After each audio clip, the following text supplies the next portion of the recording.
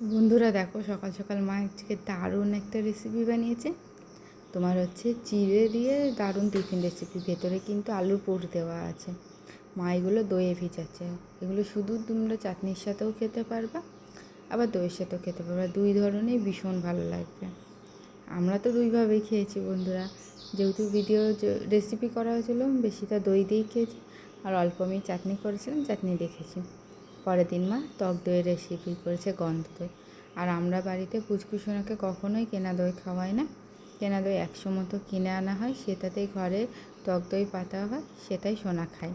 তোমরা কে কে টক দই খেতে ভালোবাসো অবশ্যই কিন্তু কমেন্টে জানিও।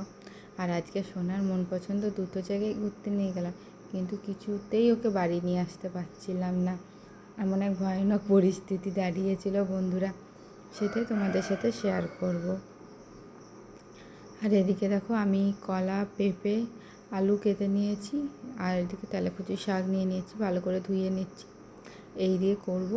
এই গরমে কিন্তু অবশ্যই তোমরা এই কলা পেঁপে দিয়ে তোমার তেলাকুচি শাকের রেসিপিটা খেয়েও খুব ভালো লাগে। যেহেতু তোমার তেলাকুচি শাক ভীষণ শরীর ঠান্ডা করে। আর এই এত যা গরম পড়ছে, শরীর ঠান্ডা রাখতে ঠান্ডা জাতীয় সবজিগুলো অবশ্যই প্রত্যেক দিন খাবে। তাহলে দেখবে শরীরও সুস্থ থাকবে, বাড়ির সকল মানুষ সুস্থ থাকবে।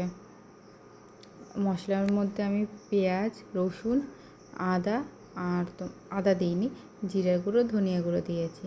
তো দেখো, আমি চলে এসেছি বিকালবেলা পার্কে। তো শুভ বিকাল বন্ধুরা। আর আমার ভিডিও যদি তোমাদের ভালো লাগে অবশ্যই লাইক, শেয়ার, কমেন্ট করে সকলে পাশে থেকো। তো পার্কের পাশেই মেলা বসেছে। তো সোনার দুটোই পছন্দের জায়গা, একসাথে পার্ক, আবার একদিকে মেলা।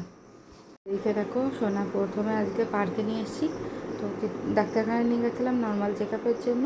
তারপরে চলে এসেছি পার্কে। পার্ক থেকে তো কিছুতেই ও বাড়ি যাবে না, মানে মেলায় যাবে না। মেলা যেহেতু এখন ওপেন হয়নি, এখন প্রায় ঘড়িতে সন্ধ্যে 6টা বাজে।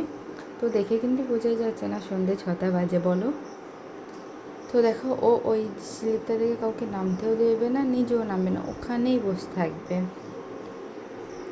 এত দুষ্টুমি হয়েছে, বারবার বলা হয়েছে যে ওখান থেকে না, তাহলে আরেকজন উঠতে পারবে। কিছুতেই ও নামবে না, উল্টো দৌড়াবে দেখো এরপরে। আসলে অনেক দিন, প্রায় 1-1.5 মাস পর পার্কে নিয়ে আসা হয়েছে। তো প্রথম একটু নার্ভাস ফিল করছিল ও। তো ওর যে দিদিটাকে ডেকেছে নামতে, তখন দেখো নামবে। ওই দেখো, এত দুষ্টুমি করে। এই কারণে বন্ধুরা ওকে মানে পার্কে নিয়ে আসলে সাথে সাথেই ওর মানে বাড়ি যেতে চায় না, ভীষণ কান্নাকাটি করে। বাড়ি যাবে না বলে পার্কেই থাকবে ও। আমার তো মাঝে মধ্যে মনে হয় যে পার্কের পাশেই তো বাড়ি হলেই ভালো হতো। আমাদের ওদিকে যদি একটা ছোট্টখাটো পার্ক হতো, তা আমাদের এত দূরে আসতে হতো না। এই একটা ভীষণ সমস্যা হয়। আর এখন যে পরিমাণে সমস্যা দেখা দিয়েছে, তো আর কিছু বলারই নাই। ঠিক আছে বন্ধুরা, আমার ভিডিও যদি তোমাদের ভালো লাগে অবশ্যই লাইক, শেয়ার, কমেন্ট করে সকলের পাশে থাকো। তো এটা ও ঠিক পছন্দ হলো না।